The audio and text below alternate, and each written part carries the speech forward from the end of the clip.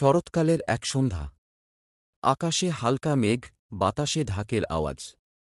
গ্রামে ঘোষণা হয়েছে, আজ মহাষ্টমী, সবাই ঠাকুর দেখতে যাবে। বাচ্চারা আনন্দে লাফাচ্ছে, দিদামা প্রস্তুতি নিচ্ছে, বাবা নতুন পাঞ্জাবি পরে দাঁড়িয়ে। দুই ধারে ঝলমলে আলো, দোকানে মিষ্টি, বেলুন আর খেলনার ভিড়। ছোট ভাই মায়ের হাত ধরে হাঁটছে, বোন মেলায় আইসক্রিম খেতে চাইছে, হাসি, আনন্দ আর গান ভেসে আসছে চারদিকে। অবশেষে তারা পৌঁছাল বড় প্যান্ডেলে। ভিতরে ঢুকে দেখে সামনে বিশাল সুন্দর দুর্গা ঠাকুর। সোনালি আলো, প্রতিমা যেন জীবন্ত হয়ে উঠেছে।